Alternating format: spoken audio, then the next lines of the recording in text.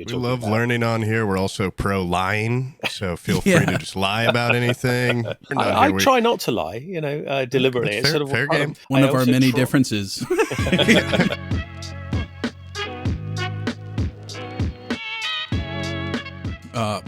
Hey everybody, this is Forehead Fables podcast, back with another episode. This time we got Modern History TV. Actually, do you want to be called Jason? Do you? As you wish. Just don't be rude. That's fine. Jason Kingsley, and he's kind of like a medieval expert. And also, do you want to list off your other credentials? Yeah, absolutely. As you wish. Well, I don't know them. Do you? Oh, right. Yeah. Okay. Sorry. Oh, yeah. I'm the CEO and co-founder of a company called Rebellion. We make big computer games, and in particular, today we've just launched a game called Sniper Elite Resistance. So I'm a bit frazzled after the end of a fairly hectic day's work. Nice. We also did some snooping online. Do you have anything to do with Judge Dredd?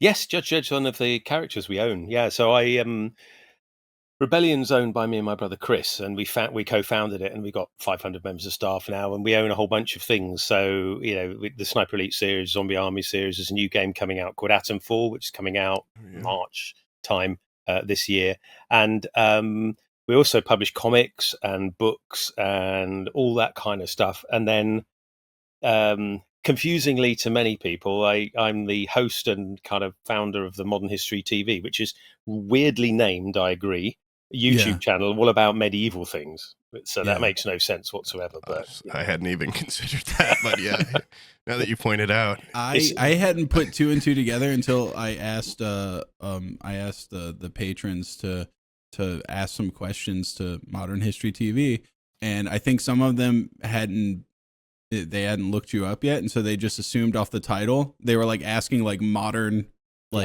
20th century questions. I'm like, think a little bit further back, guys. There's a lot of questions about like World War II, and I'm like, this is a different type of history. This is further back.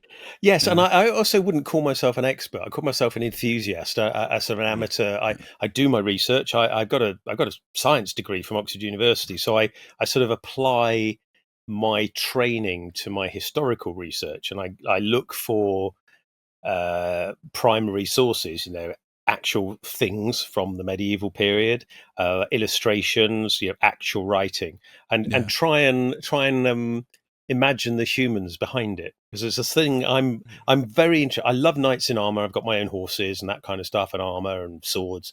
I love that, but I'm also fascinated by what most of us would have been back then, because most of us would have been close to subsistence farmers. We would have been what called peasants. We'd have been growing most of our own food and spending time kind of trying to survive, more or less. And only about 5% of the population will be wearing the posh clothes and the armor and riding around on horses. But most of us would be going, would you like some more turnips? Oh, I was kind of hoping I'd be more like in the posh area. Well, you might be. Let's face it, we all would be, wouldn't we? But the reality is we probably wouldn't. It's a bit like a zombie apocalypse. Most of us are probably zombies, rather sadly. Probably wouldn't be the survivors, which is a bit grim. But I've kind of set myself up for. I've realized I've done. Every guy sits back and goes like, during a zombie apocalypse, what would I do? I have a family. I have little kids. I'd be dead in a heartbeat. There's no way. There's no way you could manage way. that. Yeah. Well, I wonder. I've often wondered whether I should do a bit of a sort of in-depth research into whether being medieval in any way would be useful in a zombie apocalypse. I mean, the armor's quite useful, but it slows you down. But then you've got a horse. So how would a horse and mail armor and a spear, lance, would that work against zombies? I'm not sure. Kind of depends on the zombies, but I think I'd have a bit of an advantage. You'd have a height reach and a speed reach, but then if they're fast zombies, I don't know. Anyway, this is probably it'd be pretty cool. Is there not a single medieval zombie movie? I don't think so. Was there one of the Evil Dead ones? I was gonna say Army of Darkness, kind of, but it's like Not really traditional zombies in that movie. That's true. Yeah. If only we knew somebody with a fascination for medieval history and had a production company. And a film studio, Yeah. and we've got a film studio and a costume department and a props Oh, department. So, yeah, one of the interesting things for the Cool. company is we do lots of stuff in media in general. So in the and I think of it as genre: action, adventure, sci-fi, fantasy. It's what I love. It's how I keep going, really, with the hard work I do. I sort of love escapist stories, and computer games are like that as well. So along with history, weirdly, I think looking back at history kind of takes you away from the modern day and almost in its entirety. I kind of have like a like if I ever complain about life or something like that, then I look back on history and go like, I got it better than like a king did back then. I got Yeah, air conditioning. He didn't have air conditioning. absolutely. If you've got running water, you're in a more luxurious position than Yeah. pretty much most people throughout history. Like 99.9% of people throughout history, and quite frankly, there's plenty of people that don't have running water today. Yeah. You live in luxury. The trouble is you get used to luxury, and then you want something else. The idea of not actually being hungry, I think, is interesting for most people in the West, because you've got food security. You might have garbage food, you might have not particularly good quality food and lots of additives and whatever, but there are not many times in the kind of Western world where we will genuinely be hungry and then not be able to get food. Yeah. And Suffering from success is what they call that. Yeah. yeah, Yeah. We rock and I think in that's a way. In a way. well, I We think really it's figured it out. I think it's also quite interesting. So I do medieval reenactment from time to time, and I go away weekends with the horses and camp in a canvas tent and perform in front of audience, jousting and fighting and that kind of stuff. And at the end of it, you've spent 2 nights in a tent, and jugs of water. You go and fill up a jug of water and carry it. You wash your hands and face. You don't have a shower. You have a fire, a real fire, and you get smoky. Your clothes start to smell of smoke. Everything smells of smoke. It can be cold or it can be lovely. It's beautiful. You're outside if the weather's good. If the weather's awful, it's terrible because you're going to get wet. And then one of the luxuries is going home usually on a Sunday evening and having a shower. Yeah. It's great. Best part of the weekend, yeah. And it makes you appreciate the modern luxuries. I think sometimes when you have them taken away temporarily and then you go back to them, you go, actually, this is cool. Yeah. This rocks. Like on our hiking trips. I was actually going to mention that. I've been on a couple hiking trips. I haven't had a successful one yet, which is kind of like a funny trope to have. Like we keep doing these big extravagant hiking videos, and then I think the most I've made is maybe 15, 20 miles, and then something horrific happens.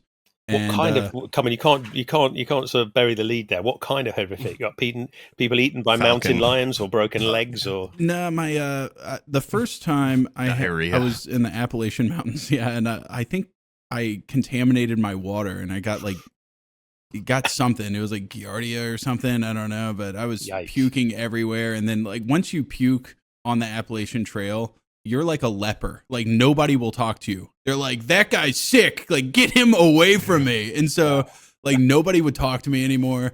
Nobody would be near me. And awesome. Yeah, and like I haven't seen another person in like 4 days because I'm sick. Like my roommates are avoiding me.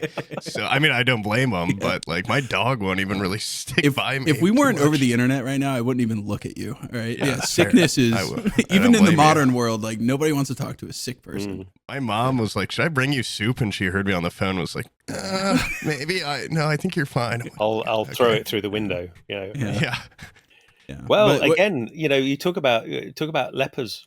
Leprosy was terrifying in the medieval era. It's still around today, but it's cured by fairly cheap antibiotics if you can get antibiotics, which of course lots of people in the third world can't get hold of very easily. But in the first world and developed nations, you can get them fairly easily, so it's no problem. But back then, they didn't know what it was.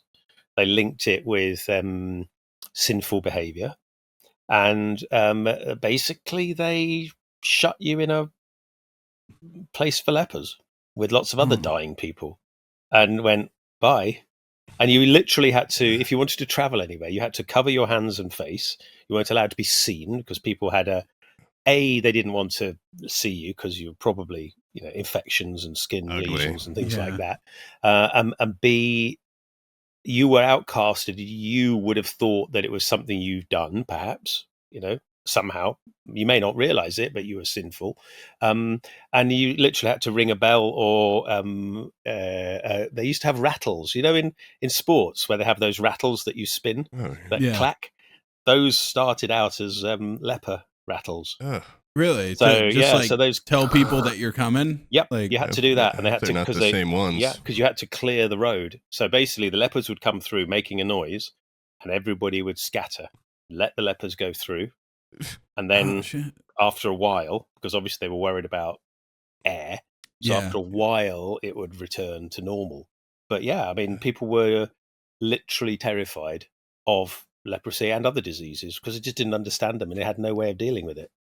So, yeah. What if you really quickly wanted to get through town and you just pulled one of those out, but you didn't have leprosy? Do you think they would beat your ass or something? Meeting or something? Well, there's an idea for a story, isn't it? For those people that Dungeons and Dragons or whatever pretend to be lepers, and everybody's literally gonna leave you alone. Yeah. Because nobody's going to arrest you because they don't want to touch you.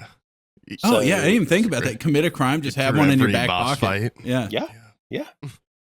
What do you get? What do you get? Handcuff me? I got the little rattler thing. Yeah, exactly. So I think these are quite fun areas where my mind starts going, okay, so what happens? Would there be how could you do a medieval heist dressed as lepers? Because all the guards would be getting away from you because they, quite frankly, aren't paid enough to deal with lepers. Yeah. Maybe you get shot by bows. I don't know. Boiling water dumped on you. Yeah. We just did a heist episode. How relevant? Yeah. The going back to that camping thing, and you said after a couple days, you're you come back to your house, you feel so great and everything. I went through a similar experience hiking where I was like, I realized that, I think internally guys go like, oh, I'm freaking macho and everything. Once I was out there puking and no electricity and I was just by myself, I was just like shitting in a hole. Yeah. I wasn't by myself. I was with my brother, but even he was like 30 feet away from me going like, you okay over there, buddy? And I not gonna lie, I was like sobbing to myself. I was like, I am not nearly as badass as I thought I was. Like I miss my wife. Yeah, like I was away from technology for like 72 hours, was about to die. Do you think you could realistically hack it out there, like camping as a night, going day to day?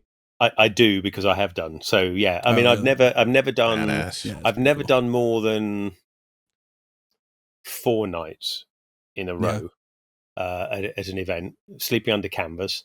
I've done personal journeys, sleeping over in medieval stuff in the spring, summer, and autumn, not in the winter. It's just nobody travels in the winter. You'd be daft to travel. You need special kit. Yeah. But yeah, up to a point.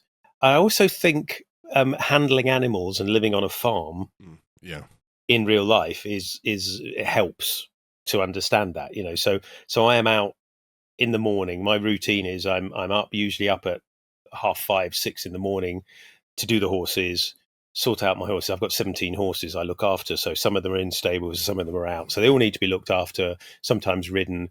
The work day will start at about 8, and then usually at lunchtime I try and do some stuff with the horses and training.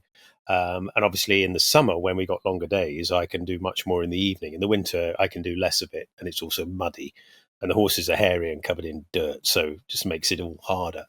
But no, I know I can put up with a certain amount of that. Would I miss?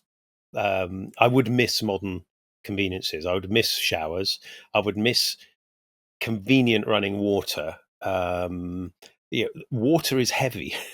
People forget this. You want to go and get a bucket of water from the stream to wash in. You've got to walk to the stream, fill a bucket, carry it back, and it spills, and and that's all you've got until you do it again. You don't just turn on a tap and out comes the water. So everything becomes more physical. Now, the good thing about that is you don't need to go to the gym. Yeah.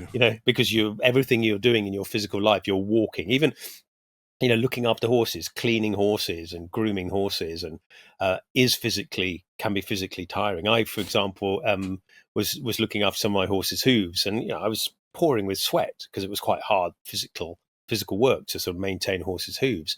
And so I think the medieval period, I think people would generally be a lot more kind of with more cardio and physical fitness than we have today, because they had to be to live, unless you're very wealthy or a priest and you're not doing much, and you're eating. Yeah. Which is why Friar Sure. Tuck was always a joke in the legends, because he was a chunky boy in Robin Hood's gang. And the whole joke was, well, because obviously as a religious person, he wasn't doing much work and he was eating lots. And that's sort of, that was a given for that whole time period. So I think there would have been a lot fitter and healthier people, unless you had diseases, or unless you had an abscess in your teeth, or unless you got an infection, a contagious disease, or the Black Death was coming round yet again to take 30% of the people you knew in your village in 6 weeks. There were times when it would have been wonderful to live in the medieval period, but an awful lot of times when it wasn't. I grew up with 2 miniature horses, so I think I could make it about half as long as you.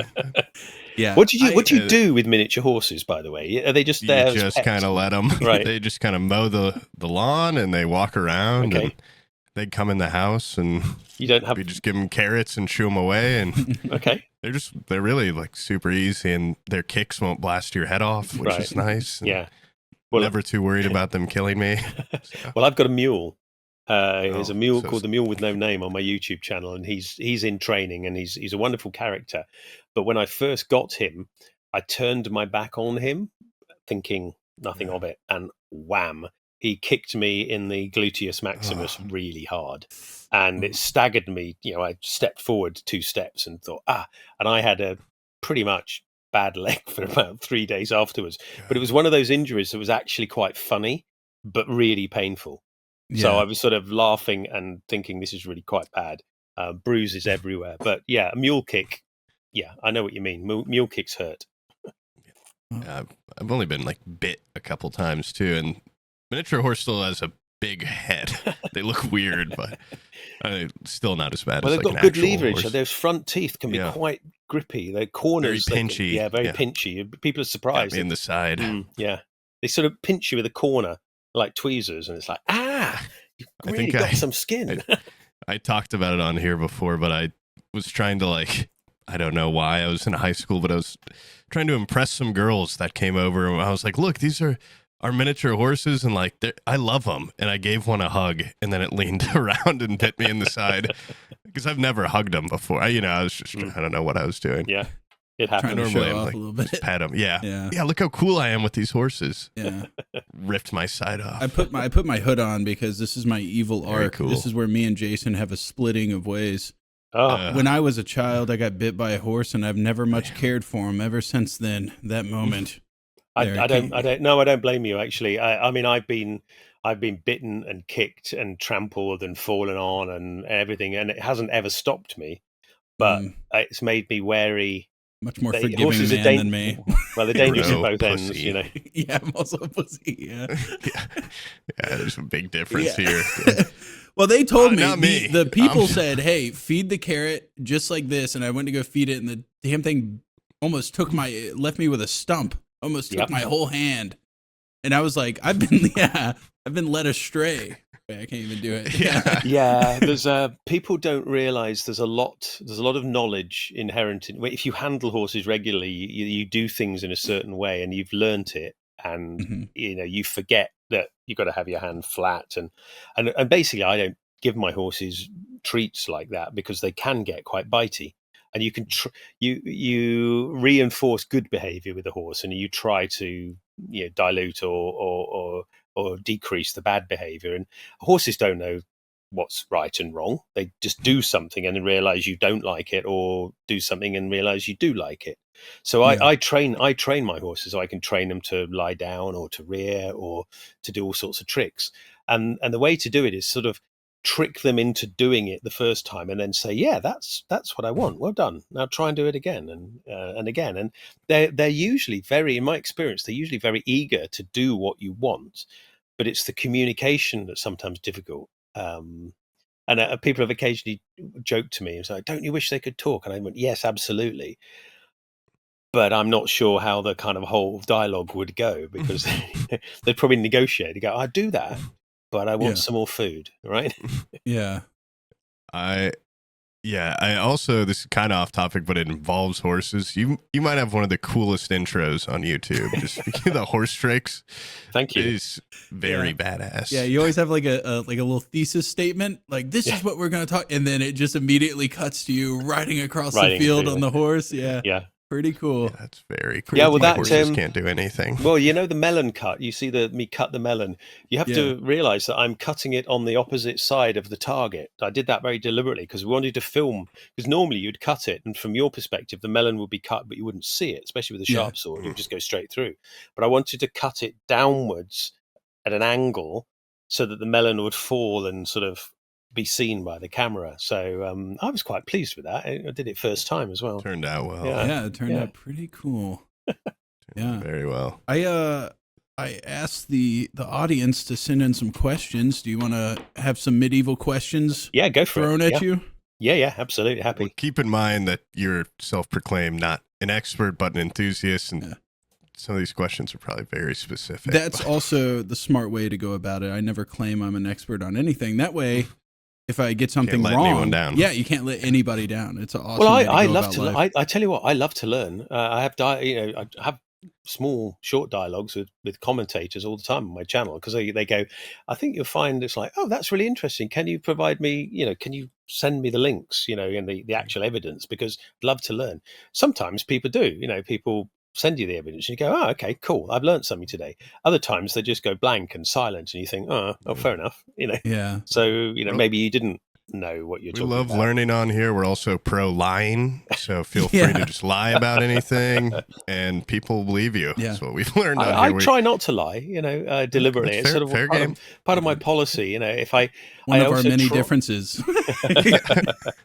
I try to walk. Lying. Yeah, I try to be. What somebody said? What's your alignment? And I said, I kind of would like to think I'm kind of chaotic good. That's where I like to be. Yeah. Yeah. That's a good spot to be. I like to travel. I like to travel along depending on what explore kind of the different mood alignments. I'm in. Yeah. I like being pigeonholed into one way of living. Come on, then let's have these questions. Let's see whether I can answer a single one. Okay. Could you explain to the folks at home what a groom of the stool is, a leech collector is, and a whipping boy is?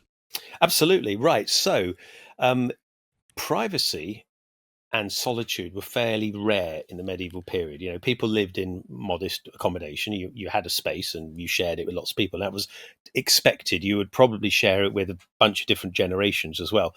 If you were wealthy, and especially if you were the king, you had people around you all the time helping and running things. When you need to go to poop as the king, because kings poop, believe it or not, a lot of people forget that. They've got to do the thing as well. They couldn't be on their own for multiple reasons. One is they just weren't used to being on their own. And two, for security, they needed to have somebody with them at all times. So one of the most trusted positions for any courtier in a court, this is medieval England I'm talking about, I don't know much about other areas of the world particularly, was the groom of the stool. Your job was to sit and chat with the monarch, and presumably, we don't know, this isn't written about, we don't know whether you had to wipe him after he's done his stuff or whether he did it himself. That's not clear. But it was also a very powerful role because you were on your own with the monarch, and monarchs in those days had absolute power. They made the laws, although these days you could argue that your president right now is sort of getting to monarch status, perhaps. With he can't be guilty of this. Well, kings in medieval period couldn't be guilty of that because they were the source of the law.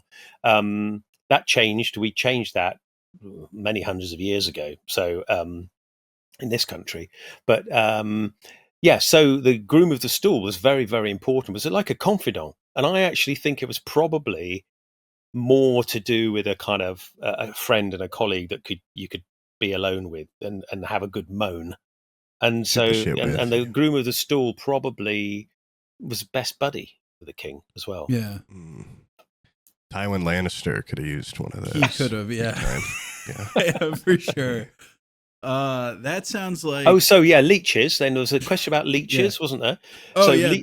So leech leeches, collector. Leech collector, absolutely. Well, leech collector just went around collecting leeches by walking around with bare feet in marshy areas, and they'd stick to them and they'd take them off. Some of them bred leeches. You would then sell those to apothecaries and to medics, and bloodletting. Removing blood was thought to be useful. Still is. The leeches are still used medicinally today, especially for removing very bad bruises. Bruises that are really, really deep. You can. Well, in England, anyway, I don't know about North America, but in England, you can have medical leeches put on you to remove the bad blood because they create a natural coagulant, anticoagulant, so they can take the blood out and they swell up and then they fall off once they're full. So they're still used today. I mean, back then, it was synonymous with being a doctor. You would say, call the leech, even if you didn't mean actually a leech. It's not a giant leech is going to turn up in a cloak. It's the doctor would turn up, but they were called Lord of Leeches or something. Exactly. Like show up with their arms full of them. And leeches, you open it, they're tucked into little pockets. Pet leech on a string. What was the third question? Leech and and then what is a whipping boy? And then the final part while you're answering this. Yeah. And which of these three would you rather be if you were in medieval times? The groom of the stool, without question. I mean, even if you have to wipe the bum of any. Well, parent. I didn't realize it was like a confidant position of power type thing, and probably second most powerful person in the kingdom, actually, if you had an absolute monarchy. With the downside of having to maybe wipe the king's bum, but in the grand scheme of things, quite frankly, if you're a dad, you've done that, and it's not that bad. You just get used to it. I mean, he's a grown-up king, so it's probably a bit of a, not so nice, but he's like a man-child, I would assume. Exactly. Yeah. So I've forgotten the third question again. The whipping boy. Whipping boy, yeah, right. So in certain societies, you were not allowed to beat a young prince, for example, who was going to inherit the throne, but he would still need to be punished, and so he'd have a friend who would be beaten instead. Just the worst position to get. The prince has been naughty. Bring out his best friend who will be whipped on his. Okay. So in a way, again, kind of it sounds weird, but if you think about it, if that whipping boy was a friend of the prince and he didn't have many friends, that's a shitty thing. You don't really want your best friend to be whipped because you've been naughty. So it would probably control it quite an interesting way. I'm sure it was exploited, and I'm sure sometimes they just found some urchin and whipped him instead. Yeah. But, I think it's interesting. I always thought it was just like random kid. I never thought best friend. Like that definitely Well, it could have been, and sometimes it was, sometimes it was literally would have been a member of the nobility who was friends with the prince, and they were the designated whipping boy. So not be friends with any princes or kings, quite frankly. Cool. Yeah. You'd think it'd be a badass friendship, but yeah. A lot of these his things, hand in the cookie jar. I feel like it's dangerous to be friends with a king or royalty. It seems like it would be. Yeah, they still had to obey the rules to a certain extent because, of course, the church was very powerful and stuff, and they would be expected to follow rules, and bishops and high up members of the clergy could not exactly sanction the kings, but could speak fairly freely because they reported to the Pope, who was above all the kings, triple crown and everything. So society was was quite stratified. But there were limitations on power, and this is when the Reformation, after the Middle Ages, really were over. The beginning of the Renaissance, when Henry VIII split from Rome and the whole Protestant Catholic thing kicked off, which is immensely complicated and not an area I particularly studied.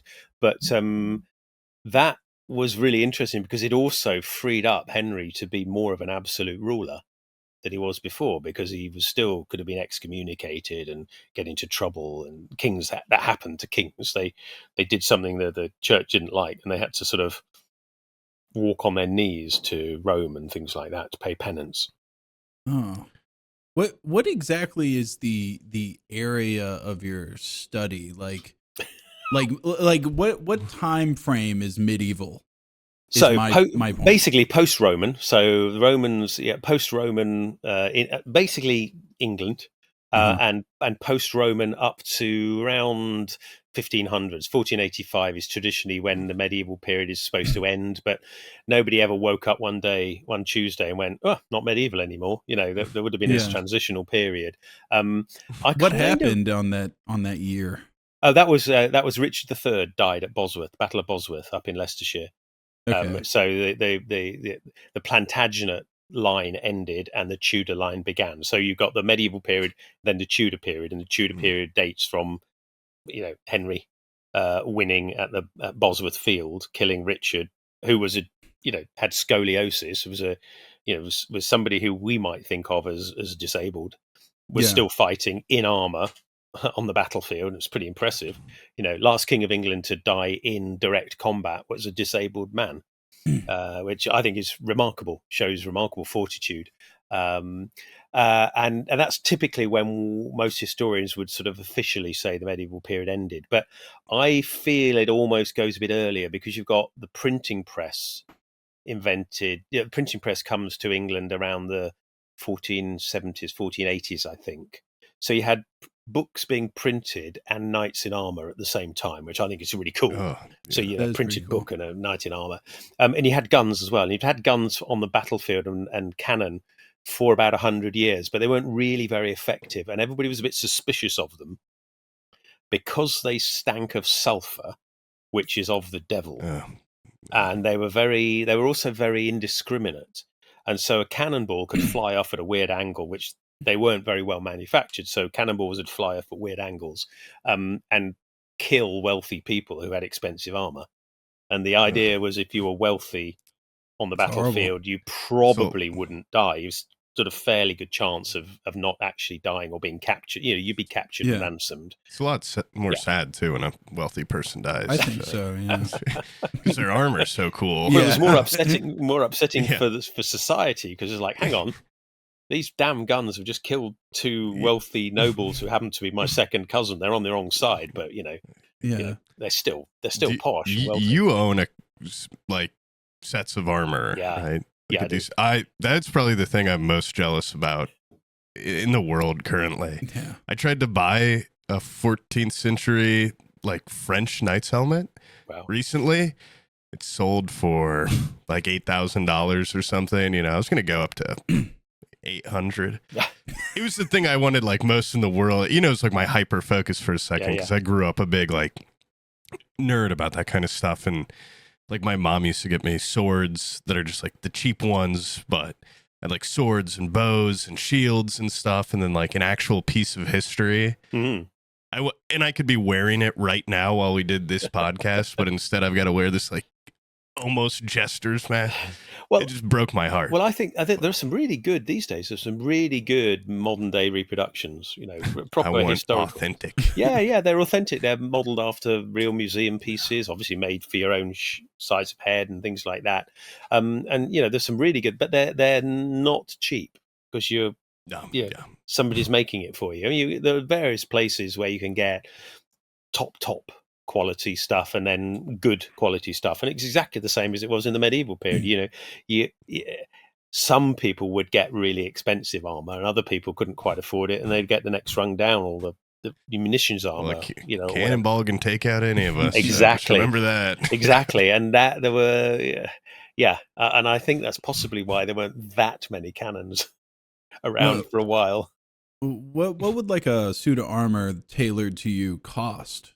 For not top tier. Okay, so inlaid, bare minimum, reasonable. A good, an authentic one made in a good way. You're talking about $10,000 up to $50,000, something like that. Yeah. I don't need a new car. Yeah. I Yeah. need a set of knight's armor Yeah. Well, for my library to have like a Scooby-Doo level set of knight's armor that I can get into And if there's stand. home invaders. yeah. Yeah. Well, interestingly, it's actually cheaper today, relatively, than it would have been back then. Okay. So a suit of armor, money is really, value Less is really practical. hard to kind of calculate. What's the value of one person's manual labor in a day, or one soldier? How much is a soldier paid for a day's fighting, or whatever it might be? So they've got various different fixed points. So how much is a loaf of bread? Bread was more expensive relatively back then than it is today. Even if you grew it yourself, you still have to have it milled. You have to pay the miller. You weren't allowed to mill it yourself because they charge tax, and you might not get your own corn You back. can't and mill all that. your own bread? No, in a lot of places that was illegal. Yeah, Doesn't you that had just to. require like a mortar and pestle? Like, don't. It does, but if the bailiffs catch you, they fine you extra and smash your quernstone. Beat you. What? Well, no, they actually fine you more and take the stone away from you and Yeah, he say, crushed his own It's wheat. like when Yeah, campus cops, found my bowl, made me smash it on the ground. God. yeah. Well, yeah, That's people did, horrific. obviously. Yeah, people obviously did crush their own, but Yeah. people, the millers were synonymous in Eastman. medieval stuff. So millers and cooks are synonymous with dodgy thieves in the medieval literature. So millers were widely hated, second only to tax collectors. In all the medieval literature we've got, tax collectors were regularly ambushed and beheaded in the stories, and Yeah. millers similarly were sort of drowned in their own milling pond or crushed beneath their own stones, or broadly speaking hated because they were thought to thieve a section, part of your grain, not give you enough. And they, why can't I mill it myself? Well, the rules, it's the law. You have to go to the mill to have your flour produced for your bread. Even though you've grown it yourself, you're not allowed to mill it yourself. There's a question in here that's kind of relevant to what you just said. It's is there anything from back then that you wish we still used or practiced that was still relevant today? Like something that's disappeared now that you wish was still here. I kind of like that beheading the tax collector thing you mentioned earlier. That's kind of dope. But, well, the peasants. I was studying the Peasants' Revolt. That was really interesting in England. There were several peasants' revolts actually, and they literally burned down the government buildings. It was very violent. Executed lots of people. It got out of hand very quickly. Armies of peasants went in and rioted. What would I? Well, I occasionally joke about trial by combat because I think it would be quite spectacular. But I think we've got fighting anyway, and I'm probably not that good at real fighting. If it came down to it, I'd have a go. I'd challenge somebody on horseback because I have a bit of an advantage if I'm on a horse. But I think travel on foot is something that should come back, because the idea of traveling long distances on foot, I know some people do it today, and you talked about hiking and things. You get a sense of scale and travel very differently than jumping on in a car and driving somewhere, or jumping on a train or a plane and flying somewhere. You just turn up and it's done. Yeah. And I feel that travel is as much about the journey as it is about arriving. And so I would love society to have more long distance walking as a sort of a thing everybody does. Sometimes I would not live in America if that was commonplace. Yeah, I'd move over there. Move to like Amsterdam or something. Yeah, walking across Indiana. Jeez. Yeah. I mean, the climate makes a difference, obviously, and if society is set up to do it, which it was back then. There would be inns you could go in. I did quite a few videos on inns and things, and the religious institutions were set up for travelers. We'd have a place you turn up at the monastery, and their job was to look after you. You'd be given a little bit of food, you'd be sat there, you'd whatever, and then you'd go to bed and wake up the next day and off you'd go again. So I think living in the landscape, seeing the seasons wax and wane and change, I think is really important. Now, I do that a bit with my horses. I can tell you now, spring is in the air. It won't be for another few weeks, but there's definite feeling that spring is coming soon. The horses are starting to shed their hair a little bit.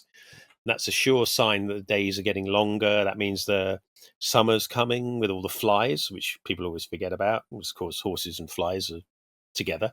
It means much longer days. It means I can go riding in the evening till 10 at night, which is wonderful. So I think living in the landscape, but I would not want the medical treatment.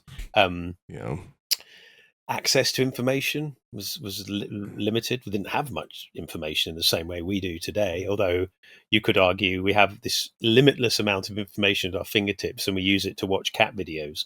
There's that. People occasionally ask, would you want to live in the medieval period? And I think no, but there are certain things I would love to find out. I'd love to find out how they trained war horses back in the day, because it didn't get written about very much. And I'd love to know how good knights were at fighting for real. I presume some were really good and some weren't very good at all. Did people train? Did they not? How hard did they work? There are various reports that medieval people worked a lot less hard in terms of number of hours during the week than we do today. Us. So there are lots of elements I'd love to see, but probably not participate in. When you talked about trial by combat, was picking a champion for your trial by combat an actual thing then? Yeah, it was. It was. Depending on who you were, yes, you could. So you could. Seems like cheating. Well, I'd agree, but I think the theory was that God would protect the innocent no matter what. Which your champion.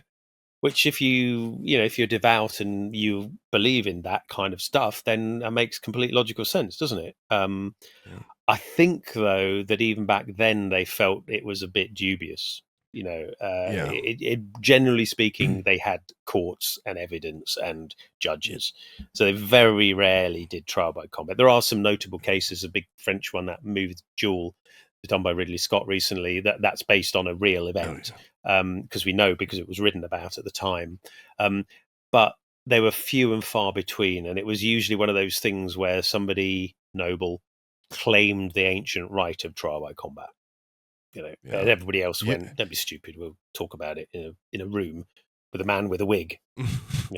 I feel like if you knew somebody did a crime and then your champion got their head cut off, it'd make you question religion or something. You would start to be like, really, God? Like, you let that monster just cut my champion's head. But again, in medieval period, they had a lot of heresies, or what were considered heresies at the time. People were questioning that. So the Albigensian Crusade, the ones down in Languedoc, in southern France, which is its own language and own culture. One of their arguments, and I apologize to anybody that's really studied this, but one of their arguments was the world is so horrible, this can't be good. We have to, we have to perfect ourselves on this horrible fallen world, and then go on to heaven, and then we'll be in heaven, because this place is just shitty. Self-evidently, it's shitty. And the Catholic Church didn't like that. It was, they got into big fights, and eventually there was a crusade against the Cathars. And there's that famous moment where I think it was de Montfort, who was an English knight, went down there, and you could make a lot of money because you got land and you could plunder with the excuse of crusade, of course. But he was asked, how do we separate? Because the Cathars had taken refuge in a Catholic city, Catholic town. And he was asked by the troops commanding, how do we tell the Cathars from the Catholics? And he said, famously, this is written down, whether he did say it or not, I don't know. He said, kill them all, God will know his own, which is really grim. Oh, that's God sort out the rest. That's Let God sort them out. That's pretty badass. Exactly. Yeah. This is maybe a crazy question, but I found like a lot of kind of, people that do prepping or like zombie apocalypse prepping, stuff like that. It's like, in a way, they almost kind of want it to happen. When you're riding your horse through the woods, is there ever a party that like, I kind of wish some British guys with knives would like jump out of the, like bandits would jump out of the woods? No, never. I mean, I fantasize about being on a quest, riding around and wondering what it would be like to really live in a world where unicorns and dragons and that kind of It'd be magic really exists. cool. I think it'd be really cool, but it would also Yeah. bring its own complexity. I was when I was doing my research for medieval inns as places for people to travel, because they were basically night hostels of people traveling from one place to the other. So you just stay there and you bring your horse and put it in the stable. It suddenly occurred to me, if it was a fantasy world and you had all sorts of different weird beasts of burden, whatever they might be, giant cats and giant dogs and griffins or whatever, you'd need an infrastructure for travelers as well. So they'd be inns, same kind of stuff. But you'd also need a much bigger set of stables, because you've got lots of different types of creature to look after overnight. Specific stables, yeah. Yeah, and I suddenly thought, wow, that's really cool. Because you'd have specialists, you'd have specialist ostlers, the people hired. Some of them would be looking after mules and donkeys and horses and ponies, because there'd be a lot of those. But somebody would be the saber-toothed cat ostler, and they put them in a special place, and presumably it'd have to be more secure, because those are pretty, violent, fighty things. Or if you had a pet dire wolf, that needed to stay somewhere to keep them separate from the herbivores, because they're carnivores. The whole of the structure of the inn would need to be enlarged to take into account. And I just thought that was really brilliant. Dungeons and Dragons DM. Well, I'd love to play D&D more. I used to play it a long time ago. I'd love to get back involved in it. But I always try and I do this with history as well. I think, what was it really like to be a guard on a city gate? Because we know that happened. We know the gates opened at dawn, but there would have been a whole bunch of people outside. Then you've got to check. There'll be bailiffs taking the taxes. You're bringing that material in to sell. Yep, right. Well, we need a penny from you. Oh, you're bringing silk. Silk is 4p for a roll. So you're bringing that in to sell it. Okay, cool. So we'll add that all up. People will be hiding things and didn't want to pay the tax. Other people will be presumably paying bribes to be let through. People will be friends of friends going, yeah, fine, Bob. Yeah, quickly, just go through. Don't pay the tax because you're a mate of mine. You've got all of humanity writ large at a city gate at dawn on a market day. I just think that would have been wonderful to see. Yeah, I feel like if being a specialist or an enthusiast in this type of thing would just kind of, it would drive me crazy just thinking about how bad I'd want to see those things. Or if you're, like a dinosaur expert. I was about to say like a paleontologist. Yeah. Like just how desperate, or like when I was a kid and I'm like, why can't I see what Star Wars is really like, or Lord of the Rings? Like, why can't I go there? Yeah, but you can in your mind, if you really sit down and shut your eyes, maybe, and imagine, you make yourself think about it. Think about what it was like. Put yourself in the shoes of somebody in that situation, even if it's make believe.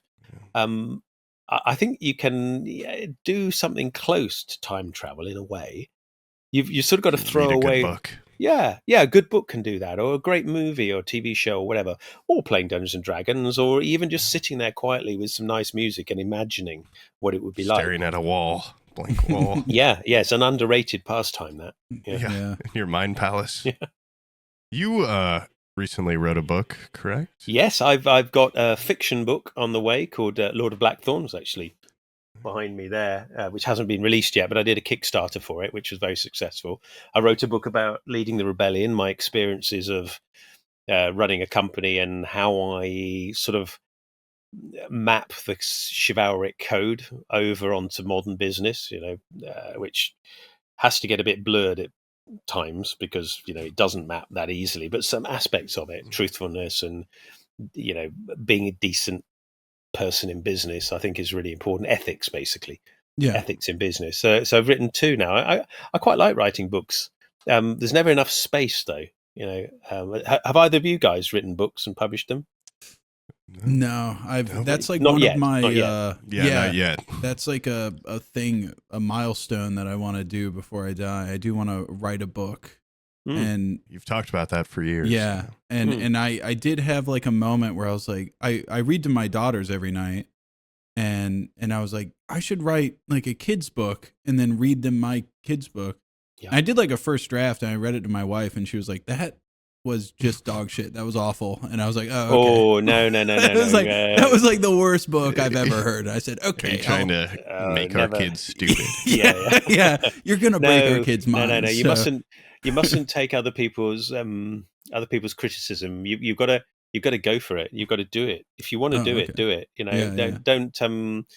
They may be your other half, but they've got their own prejudices, and maybe they're winding you up. So go. I would say go for it. It doesn't matter whether it's any okay, good or not, because yeah, it is good. Because the exercise of writing, I actually found writing was really interesting in that you almost forget you're in the real world and you're having this adventure and there's a blank page and you're trying to imagine what's going to happen next.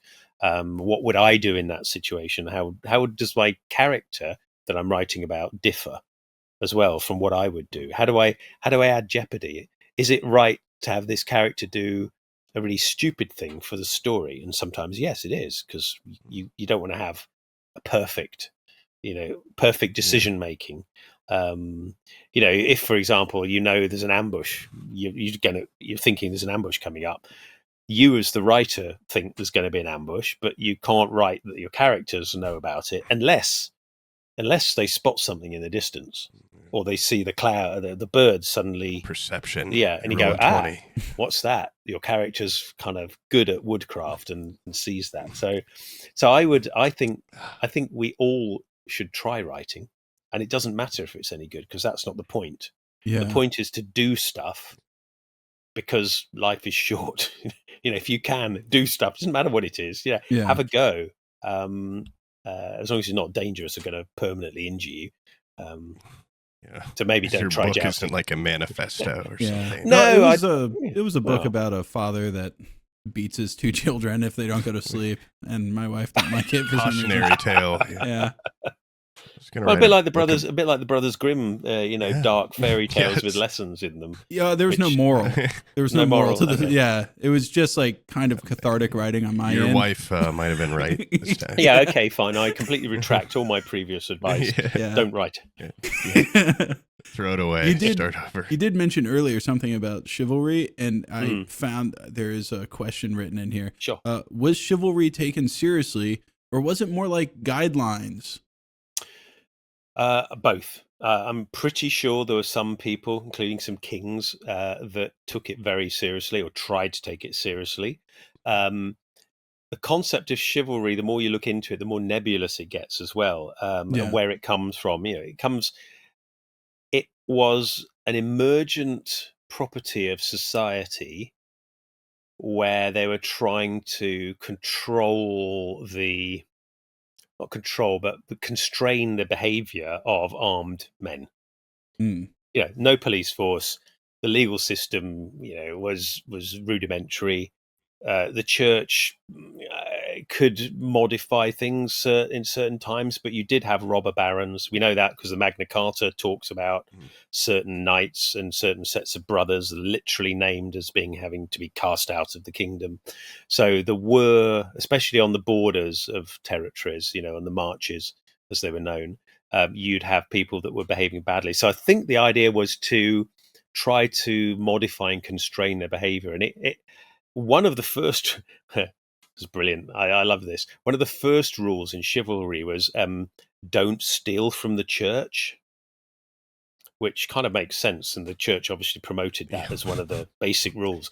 Then it was don't fight on a Sunday because it's God's day. There were lots of sort of tentative rules, and then they sort of formed into protect the innocent, don't lie, fight hard when you have to, all of that, the modern idea of what chivalry was. So I think it was very, very variable.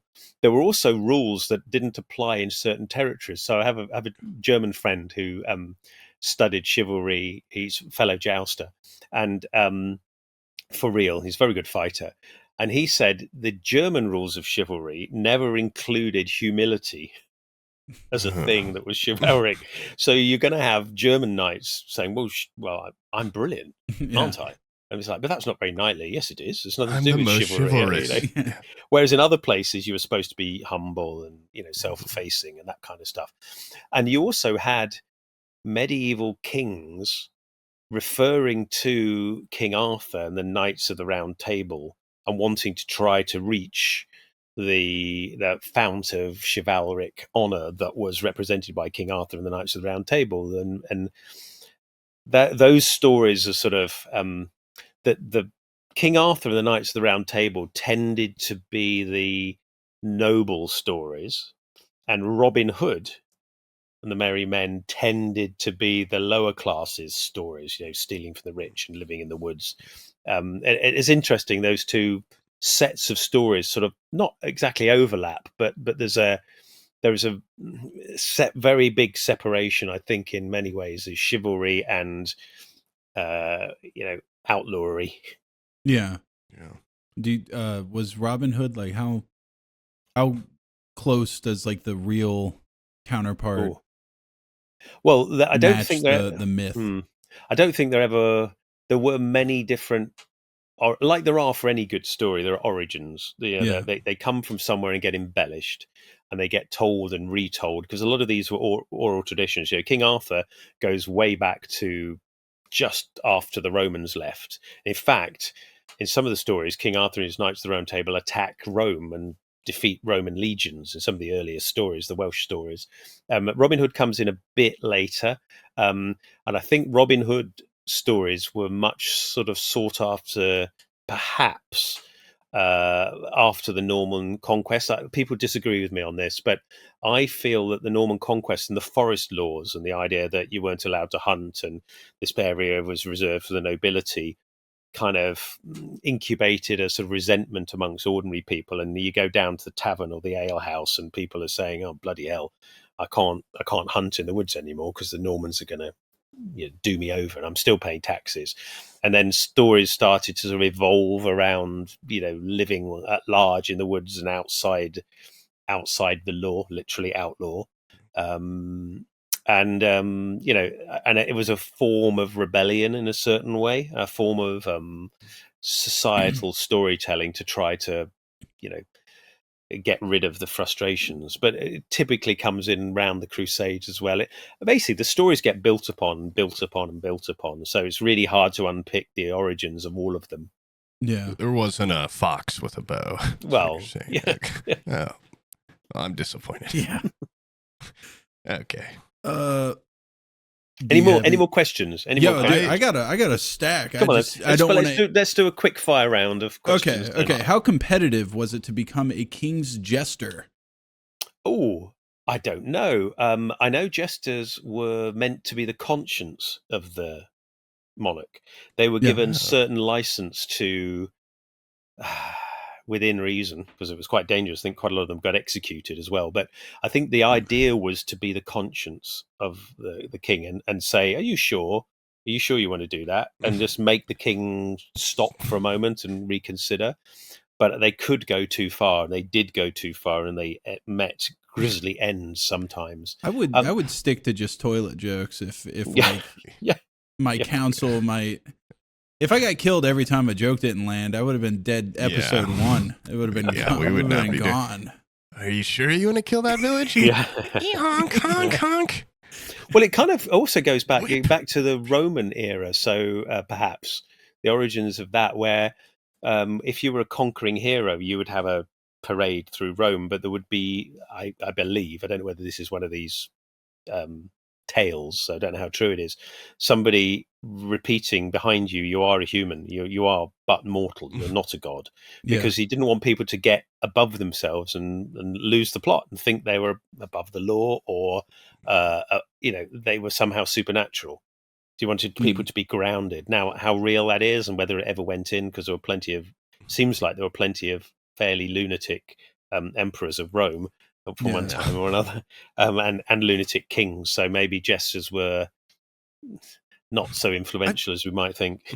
I feel like if you have to hire a guy to walk behind you and whisper in your ear that you are human, you've kind of gone above and beyond. You're too far gone. Yeah. You've made it. If there's a reason for that, then I would be like, obviously I am like way better if I have to have a guy that does this. I don't see any farmers out there with one of these guys behind them. And maybe some politicians these days in various places should have somebody walking behind them going, remember like 15 of them. They would have been executed by now if that was the thing.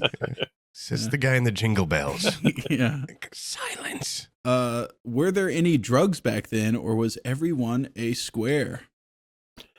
I don't think. I don't think. Yeah, I don't think it's square not to take drugs. But I take the question as it is. There were medicinal herbs, and I think the Vikings potentially talk about that. Certainly, alcohol was used. Yeah. Spirits. Distilled alcohol wasn't typically. It was more medicinal. It was used for things like smallpox and stuff like that. But and it came in towards the end of the medieval period, the spirits and whiskey. So it was mostly wine, which was any alcohol made with fruit. So wine was grapes, obviously, but also pears, which we would call perry today, or cider, which you guys might call hard cider, but it's just cider. Or all sorts of other fruit added in there. And beer was typically, well, in the much of the medieval period, it wasn't bittered. It didn't have bittering agents. It didn't have hops in it. So it was a sort of sweeter drink, and a very important component of the diet as well. There's quite a lot of calories in beer, and it was brewed fresh. So there's one. I found one brilliant Venetian tourist writing in the medieval period describing English beer as looking like horse piss. He writes it down, and it's sort of cloudy, and it had bits floating in it, and it resembled horse piss. Which, after a couple of glasses, I'm sure it's fine. Exactly. First glass. There's some craft beer that would just meet that description these days. That's true. So no, I don't think there was. I don't think there was recreational drug use in the same way there is today. And don't forget things like coffee comes in the Western medieval period, much later than the medieval period. We don't have tomatoes either, because they're all from the New World. Tobacco, New World again, and coffee was available in Arabia, but didn't really come over to England in particular until much later. And then coffee houses were places of later, in the Renaissance, were places of debauchery and lewd behavior, which I think is really funny. You think of your Starbucks being a place for revolutionaries and weirdos. Yeah. Maybe that's true today. I don't know. No, like opium dens or anything. When did those? No, that comes in later. That comes in much later. From China. I think there possibly was some trade, but I don't think there was a sort of regular use of it that I've seen at all. But other things came from the Silk Road. So an opium was presumably, it's poppy. It's just poppy juice, really, isn't it? It's not actually that difficult to to make. You just boil down poppies and you get it. Concentrating it and refining it is, of course, the issue. And the same with distilling alcohol. Of course, you can get the methanol, you get the whole moonshine effect, and you distill it, and you might get the really bad stuff that makes you go blind as well. So so no, I don't think there were really drugs in the same way. I'm sure they got absolutely hammered on booze, though, on beer, on when the they could, horse piss wine. beer. Yeah. Well, we know people fell down wells, because we got the court records of people coming home drunk from ale houses and falling down wells and drowning. Misadventure that way. So people were absolutely hammered, fell over, smashed their heads open on a stone, and were found dead the next morning, because we got the coroner's reports of that. So people were definitely over drinking. Yeah. This is, oh God, sorry, my dog's gonna freak out because when he's taking a shower above me, it makes him go feral. This is not really medieval, and it's not really a question. It's more of a pitch. If you end up making a new Judge Dredd movie at any point, for a tagline that I think could be really good. I'm the Judge, Dreddy, and Executioner. And listen, you don't have to say anything about it now, but also, can you cast us as guys that get their heads blown off if you guys make a movie, or a guy that gets shot in half? There's we're trying. We are trying. It's we were quite a long way down the road of getting some things off the ground, and then COVID happened and everything shut down, and then people refactored and rethought. one of the issues is how do we get to an audience with our computer games? We we work with Steam and Sony and Microsoft Direct. We fully self-fund. We make the games ourselves and we take them to market. We can't do that with film and TV. We can do it with YouTube. That's what I do with my YouTube channel. You can do it with podcasts as well. I've got a couple of podcasts going, but film and TV is different. It's more money and it's hard. And you've got these gatekeepers. You've got people that go, well, I'm not sure the audience wants this kind of product. You go, well, who are you? Yeah. Why do you say that? Because I don't know anybody that hates on a Judge Dredd movie. No, I know. Yeah. It's weird, but you've got to get through those gatekeepers. And it's always a challenge because they change a lot, because they get it wrong a lot and then they get fired. And we all know that there've been what your opinions are of some of the more recent big budget TV shows that have been disappointing. I think, to be fair, there's been some that I've watched where it's like, oh, guys, this isn't very good. And nobody intends to make anything bad, but the industry is shifting and changing when it comes to film and TV. So it's hard to get projects away. So we are getting there. There's nothing to announce right now, but we are making progress in a number of areas. We're writing scripts and we're doing the work. So you never know. Maybe the next couple of years we've got Rogue Trooper. We've got a Rogue Trooper movie with Duncan Jones that we're working on at the moment. So that's looking really cool. That's using technology, in Unreal Engine. So we're using CG. It's an animation. So that's exciting. So, we're getting there, but it's slow, unfortunately. Did you have a hand in, were you involved at all in the Carl Urban Dredd movie? Oh, yeah. I know Carl quite well. Hello, Carl, if you're listening to this. Maybe he is, maybe he's not. He listens every week. He listens every episode. He loves us. He's great. He's a really good guy. He's a great actor. Yeah. But he's a proper he's an enthusiast of genre.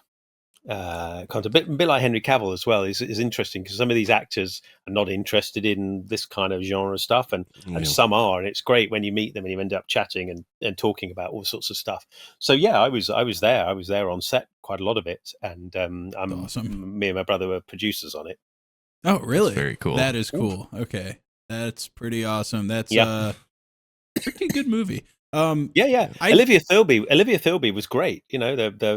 I think it's a really good movie. I thought it was a good movie too. I also thought that cyberpunk TV show Edge Runners or whatever came out. I wasn't a huge fan of it. I thought that Dredd movie was one of the greatest, I guess, visual displays of the mega apartment building complexes that they have in the cyberpunk world. Such a great interpretation of it. I love how it's almost like its own microcosm society in one building. Yeah, it's a city block. This building it's almost like a bottle movie, but the bottle's huge. The raid. Absolutely. Yeah, it was very good. That was built down in South Africa. So parts of it, there were 3 or 4 layers of it physically built.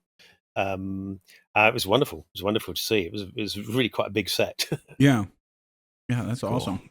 You span a lot of different things that make us very jealous and multiple. Yeah. Oh, okay. Producer on the Dredd movie has armor. Very cool. You're hitting a lot of nerd focus groups that are all very cool. I'm very lucky. I have to say, sometimes I stop and I think, God, I'm lucky. This is brilliant. And then sometimes I'm working really hard and some stuff's happening and you go, oh God, I've got to deal with that as well. So it comes with ups and downs, as always, every job does. But yeah, I'm incredibly lucky, but I've tried to fashion my life around enthusiasms, around the things that I love doing. I tell you what, I would love more time. I'm finishing this. It's going to be, 8:30 in the evening. It's dark outside. I've got another hour's worth of work to do on the horses outside before I can even think about having dinner and, relaxing and going to sleep. So, Do you have kids or anything? Yeah, I have. Yeah, I got 2 kids. Yeah, 2 boys, young, very young. So there's all of that to deal with as well. But yeah, I am lucky. I appreciate it every day. for sure. Yeah. The when I was working in the trades, so to speak, there was like basically it's just complaining is a constant. You're either complaining that you're too busy, or then you really start complaining when you have nothing going on. And you know what? Yeah. Being busy and complaining, that's good. That's okay. Yeah, you get these moments sometimes you go, it's too quiet. Yeah, when And you it's too start to quiet, you're like, it's that's a like there's scary something, type there's complaining. something going to happen, I'm sure. Yeah. Soon, yeah. Yeah. You mind if I roll through a couple more? Let's do a couple more, and then we should probably wrap it up. I'm those tired. horses are probably you gotta starving. Get to those horses. Yeah. How easy would it have been to be a serial killer back then, given the commonality of guest rights? Is there any evidence for them existing? None that I've seen, but there are plenty of unsolved, mysterious deaths talked about in the court rolls. So and so was found dead. I mean, they did have coroners, but whether they were very good at working out, stabbed to death. Well, yeah, you could probably tell, head smashed died. in by a rock, but strangled, probably worked something out. Killed. But stabbed, yeah, people being stabbed all the time, because knives were ubiquitous. Everybody had a knife. Men, women, and children had knives. People got angry and stabbed each other. They do today. So I've never heard anything like that. I heard court rolls of people being accidentally shot by arrows in the common. So there's a thing called clout shooting, where you just shoot arrows at a mark up in the air and try and land your arrows kind of near a target, and closest to the target wins. And I read a court transcript where some poor person was shot by arrows from above, and a stray arrow during clout shooting on the local common, and the perpetrators ran off. So it was death by accident, but nobody could quite work out who it was. There were two strangers shooting arrows towards people right up in the air, and they happened to kill somebody, and so it's written about. The court records are really interesting, because you find there's an awful lot of complaints about cesspits and pigs escaping. But there's one I found recently, which was really, I thought, asked more questions than it solved, which was somebody was fined for putting dung in the cellar of the local butcher shop. And I'm thinking, what's the story there? Is it their own dung? Did they have a poo in the cellar? Why? Or did they sort of tip horse manure and they sweep it down there, trying to get rid of it? And that's all we know about that historical What's the event. Punishment for that kind of crime? 5 shillings. He was fined 5 shillings for putting dung in the basement of the butcher shop. That's it. That's all we know. We know his name. Too bad. I think his name was Jack. I think he's called Jack something. Jack the shitter. That sucks. Jack the that shitter, guy's been dead for hundreds of years, and the only thing he's remembered for is his. He was Putting like, dung I in the just butcher shop, I had nowhere to yeah. put this big bucket of shit, so I'll push it down here. Yeah, exactly. Could have done a lot of good things in his life. Well, we'd never know. And I was from a similar set of rules. I was reading another thing, a slice of medieval life, which is another chap, I can't remember his name, was the court said he shall cease to be both miller and baker in the town. Because obviously at the two roles, you'd end up quite vertically integrated. If you're the miller and the baker, you weren't allowed to do both. So literally the court's saying, no, you can't. It's a monopoly. You can't do that. Literally the court said, no, you got to do one or the other. Now, I think that's interesting, because there's a little bit of social control about what people can do. Then it's a clear indication in that case that people went, no, that gives you too much power. You can't do that. The courts ruled that. It's interesting. Yeah, I don't really think about those kinds of things in medieval times. And these are just little sort of tiny little moments in history that's all we've got. We don't know anything more about those people at all. It's just one short entry in a court record, a fine for doing something, and they're told not to. That's all we know about their whole lives. And I guess, for the millions of people that never shat in somebody's basement or never had a monopoly over milling and bread, they're not mentioned at all, and these people are mentioned, and we're now talking about them. Yeah. Rather be a bread monger and be in the history books than nobody. Yeah. Well, Hero. you're trying to corner the market, the local monopoly, Yeah. and then Smart. suddenly bread prices have gone up. Oh, What yeah. can you do about it? Yeah. The cost of grain has gone up, but you're the miller. Yeah, I know. Terrible, isn't it? Ooh. Trust busting, medieval trust busting. That's insane. Literally, yeah. You kind of. Last question. Oh yeah, Yeah, yeah. yeah. Do you want to do one, or do you have a? Oh no, Okay. my last question was, can we be a guy that gets shot in Dredd? Oh, okay. Well, he's still thinking on that. All my other questions got answered, kind of like just through my rambling monologue. You actually did an incredible job. Yeah, hitting a lot of my other questions. Yeah, Sorry. without even being asked. No, Yeah. I mean it's impressive. Yeah, you kind of mentioned this earlier. I suspect I know your answer, but if you were transported back in time to a medieval battle, what role would you choose to have the best chances of surviving? Member of the nobility on a horse, That's what I without figured. question. Yeah. Yeah, because you were marked out as somebody wealthy, therefore you were worth ransom. You were probably related to the other side a little bit, their nobility. There was there was a general presumption that you weren't meant to be kind of slaughtered offhand. And also, if you were of more modest means and you captured somebody who's of noble birth, you would also be entitled to money. Then that could be life changing. You're talking about the equivalent of millions of pounds today. Yeah. So you come up against a knight and you and your mates manage to beat him up, get him to submit. It's like brilliant. Two reasons. One is you are going off the battlefield with that prisoner, so you don't have to fight anymore. So you're safe. You go and talk to the heralds and you kind of register. We've nabbed this bloke. And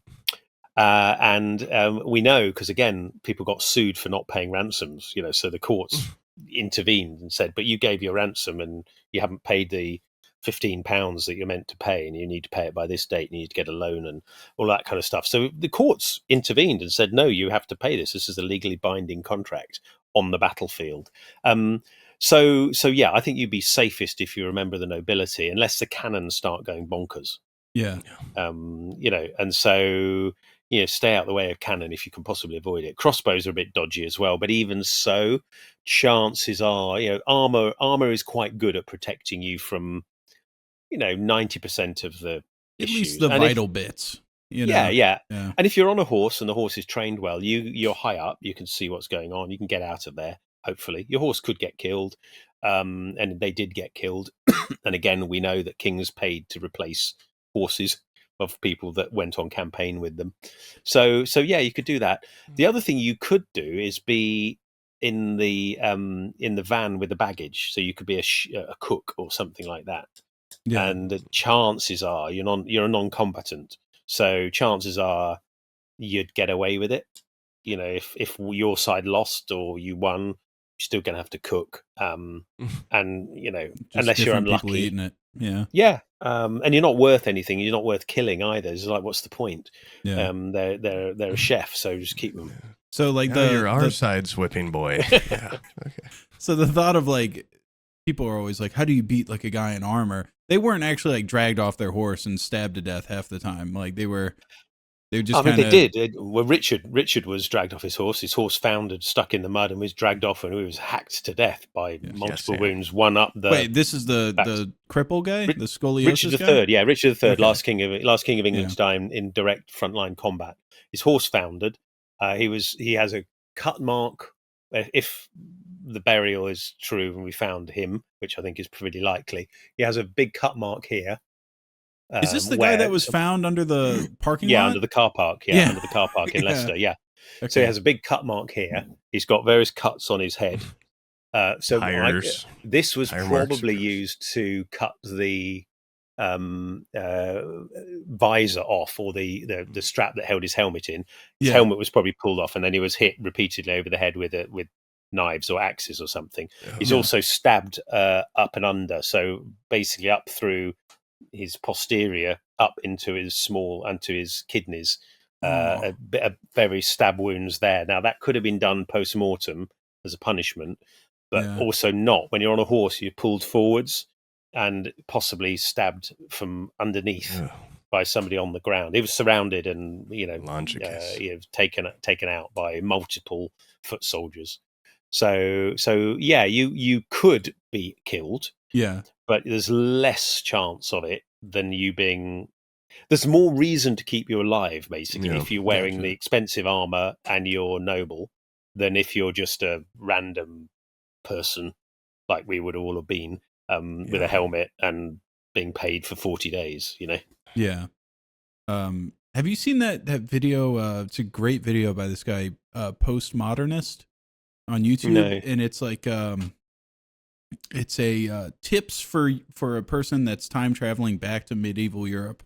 Oh, right. And it's a fantastic video. It's like an hour long. I listened to the entire thing. Okay. And I'll look at it. Yeah. The one of the questions here was like, how common were wandering knights, like hedge knights, I guess, that didn't have any lord that they were sworn to? And one of the things that he mentioned several times is like, you don't want to travel alone because your shit will get stolen the second you go to sleep. It was very common for people to steal stuff. Is that, you think that's true?